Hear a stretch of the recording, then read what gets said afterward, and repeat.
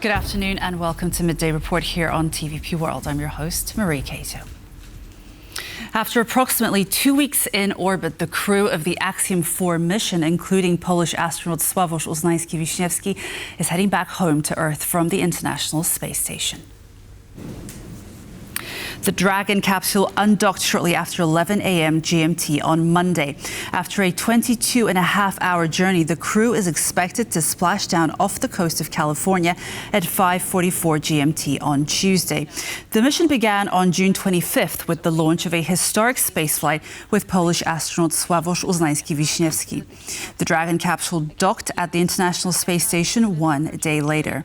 Over the course of the mission, the astronaut conducted a total of 13 scientific experiments. He is the second Pole in history to travel to space. About 3 minutes from now, around 6. Ukrainian President Volodymyr Zelenskyy met with U.S. Special Envoy Keith Kellogg in Kyiv on Monday to discuss strategic defense cooperation, air defense enhancements, and the path to peace in Ukraine amid Russia's continued aggression. President Zelenskyy and U.S. Special Envoy Keith Kellogg had a productive meeting in Kyiv on Monday, focusing on key issues such as strengthening Ukraine's air defense, joint production of defense weapons, and cooperation with Europe on procurement. The talks also centered on expanding sanctions against Russia and its allies, emphasizing the need for continued U.S. support to counter Moscow's ambitions. Zelenskyy thanked Special Envoy Kellogg for his visit and acknowledged the leadership of the United States, especially highlighting President Trump's commitment to sending crucial military aid, including Patriot air defense systems to help Ukraine defend against the intensifying Russian attacks. And of course, we had very good... At least 6 civilians have been killed and 30 injured in a wave of Russian drone and missile attacks across Ukraine over the past 24 hours. Ukraine's Air Force reports that Russian forces launched more than 130 drones and 4 guided missiles overnight. Ukraine's military says it's intercepted more than 60 drones, while more than 40 others were likely used as decoys. The attacks were repelled using aircraft, mobile fire teams, electronic warfare units, and air defense systems. Emergency services across the country reported large fires and major destruction as a result of the attacks. The strike occurred as U.S. Special Envoy Keith Kellogg arrived in Kyiv to discuss security and sanctions against Russia. U.S. President Donald Trump says he will send Patriots to Ukraine. While he did not specify if he meant the entire air defense system or just the missiles, Trump said Washington would be reimbursed for their costs by America's European partners. I haven't agreed on the number yet, but they're going to have some because they do need protection. But the European Union is paying for it. We're not paying anything for it, but we will send it. It'll be business for us, and we will send them Patriots, which they desperately need. Because Putin really surprised a lot of people. He talks nice and then he bombs everybody in the evening. But there's a little bit of a problem there. I don't like it. Top Russian negotiator Kirill Dmitriev has called for, quote, constructive dialogue between Washington and Moscow. The statement comes amid rising tensions between Russian President Vladimir Putin and U.S. President Donald Trump. Constructive dialogue between Russia and the U.S. will always achieve more than the tired, destructive language of pressure. This is what Dmitriev, a close advisor of Russian President Vladimir Putin, said in a post on X. His remarks follow a recent pledge by Trump to provide Kyiv with more Patriot air defense systems. The U.S. president had previously resisted new military aid to Ukraine, focusing on persuading Putin to negotiate instead. A rise in the number of massive Russian attacks on Ukraine, as well as the Kremlin's continued rejection of a ceasefire, however, seems to have forced Trump to reassess his Ukraine policy. Kremlin spokesperson Dmitry Peskov has said that Russia will firmly defend its interests in the Baltic region after Estonia's first deployment of high-mobility artillery rocket systems. Dmitry Peskov defended Russia's interests in the Baltic region on Monday, attributing the rising tensions to aggressive policies pursued by European coastal nations. His remarks come just days after Estonia deployed US-made HIMARS systems for simulated strikes in the Baltic Sea on July 11th. The other Baltic states, all of which border Russia, are following suit by also acquiring advanced defense technology.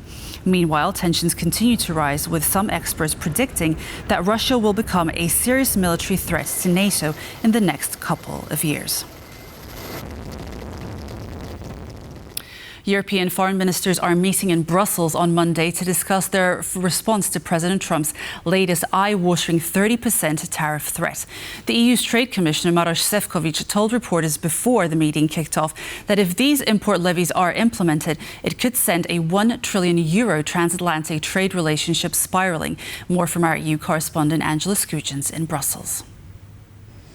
Crisis talks are currently underway in the Belgian capital between 27 top-tier leaders. The aim is to hammer out a response to the latest threat from US President Donald Trump. He announced on Saturday that he would slap certain European goods with a 30% import levy starting from the 1st of August. Now, these 27 ministers have met to figure out their response, and we heard some commentary before they went into those talks. One of the most strident coming from the Danish foreign minister, that's Lars Rasmussen. He said that to prepare for peace, we must prepare for war. We also heard from the EU Commissioner for Trade, Maroš Šefčovič. He is the Brussels representative responsible for travelling across the Atlantic to Washington to speak with his counterpart, Jameson Greer, to figure out a common response to those Liberation Day tariffs spearheaded by the 47th President of the United States months ago.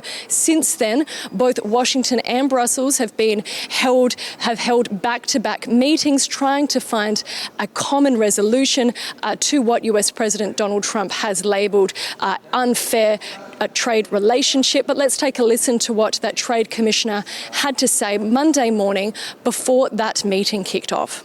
We are showing this enormous patience, enormous creativity to find the solutions. But if it stays 30 plus, simply the trading as we know it will not continue with a huge negative effect on the both sides of the Atlantic. And therefore, I think we have to do, and I will definitely do everything I can to prevent this super negative scenario. So what options are there on the table to preserve this 1.7 trillion euro trade relationship? Now, we heard from European Commission President Ursula von der Leyen. She spoke to reporters on Sunday, stating that this 30% threatened tariff would hurt European business owners, traders, as well as stakeholders. She also announced that there would be a delay from the European Union kicking in those retaliatory measures. This was set up in response to that initial threat made by US President Donald Trump. She also informed us that the European Commission would be pursuing a two-prong approach, the first being keeping communication open between Brussels and Washington, and the second being finalising any retaliatory measures if and when they come into play. We also know a second point of this meeting in the Belgian capital will be establishing and firming up those trade relationships between the EU and other partners. We know that since US President Donald Trump took office, the Berlaymont in particular has been very keen on establishing these ties, particularly with Southeast Asian neighbours. We're talking about India as well as Indonesia, also with those Latin American countries. Hopefully we'll see a conclusion there with the finalisation of that Mercosur agreement. There will be a press conference at 2:30 today in Brussels where we're hoping to hear that more concrete response from those 27 ministers as well as the Commissioner himself. Angela Skujins from Brussels for TVP World. German Defense Minister Boris Pistorius says that long-range Taurus missiles will not be delivered to Ukraine. Piotr Buras, head of the Warsaw office of the European Council of Foreign Relations, told TVP World that although the Taurus is a powerful weapon, this will not be a game-changer as Patriot air defense missiles remain a critical priority. I think what is really important at the moment is indeed the missile defense, because we see the constant drone attacks on a larger and larger scale by Russia against Ukraine, against civilians, against cities, and clearly Ukraine does not have enough of missile defense equipment, Patriot batteries and ammunition. So this is what really matters at the moment. And Pistorius also said that Germany has already delivered 3 of its own Patriot batteries to Ukraine out of 12. 2 others are in Poland. 1 is in maintenance. So Germany has only 6 left and cannot, according to the words of Minister of Defense, deliver more to Ukraine from its own stock. So they want to buy them from the US directly and send to Ukraine, which would be of course a good solution. But Ukraine or the US could deliver Patriots directly to Ukraine. But so far, the American president has been very hesitant to do that. But of course, maybe that would be another symptom, another sign of this turnaround in the American position that such an announcement will be made today. Czech Prime Minister Petr Fiala has called on his Slovakian counterpart Robert Fico to not block the adoption of the European Union's 18th package of sanctions against Russia. The plea comes after the EU failed to approve the measures on July 11th due to Slovakia's opposition. In a letter to Fico, Fiala reportedly emphasized the importance of a united response to Russia's aggression against Ukraine. He also reminded Fico of the country's shared historical experience of occupation by Moscow. In addition, Fiala warned that blocking the sanctions would isolate Slovakia within the EU. Finally, he said he hopes that Slovakia, as the Czech Republic's closest partner, would reconsider its stance and help preserve the unity of the democratic world against Russian aggression. Polish nuclear power plants, the state-owned company responsible for overseeing Poland's nuclear energy infrastructure, has officially notified the European Commission of the country's first nuclear power plant project, fulfilling legal obligations under the Euratom Treaty. The submission includes a detailed description of the investment, which aims to build a modern, safe and low-emission nuclear facility in the Pomeranian region. The European Commission will now assess the project's compliance with Euratom objectives, particularly in terms of safety, technical soundness and economic feasibility. A separate notification process regarding public funding is also underway. The project, planned for the town of Lubiatowo-Kopalino in northern Poland, will feature 3 reactors from US-based Westinghouse with a total capacity of up to 3,750 megawatts. The first unit is expected to be operational by 2035.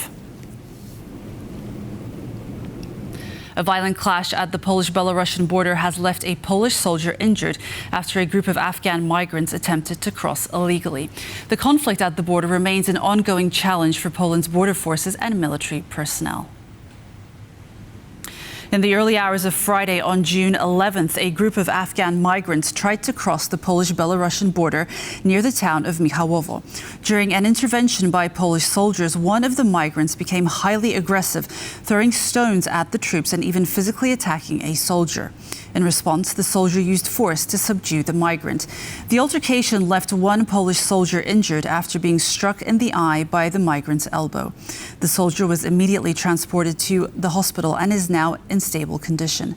More than 390 attempts to illegally cross the border were recorded between June 11th and 13th. Monday marks Bastille Day, France's most important national holiday, celebrated with a traditional military parade in Paris and evening firework displays across the country.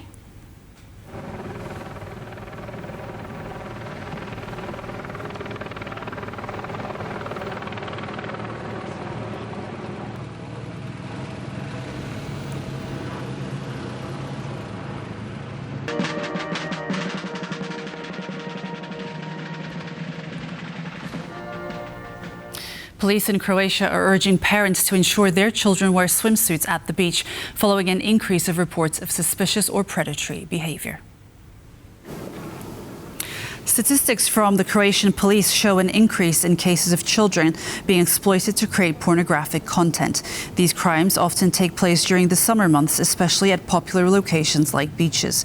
Authorities report that the perpetrators are frequently male tourists who secretly record children using hidden cameras. Croatian officials urge parents to dress children properly while at the beach. Wimbledon champions Poland's Iga Świątek and Italy's Jannik Sinner remained true to tradition, exchanging grass courts for a dance floor at the champions' dinner thrown by tournament organisers at the weekend. In a tradition that began 150 years ago, the winners of Wimbledon have been showing off their dance moves at the tournament gala. This year was no different, as Polish tennis star Iga Świątek, dressed in a shining gown, and Jannik Sinner, wearing a sharp tux, put on their dancing shoes. For both Świątek and Sinner, this was the first triumph at the tournament. And on that happy note, we conclude Midday Report. Thank you so much for joining us, and stay tuned for more on TVP World. Goodbye.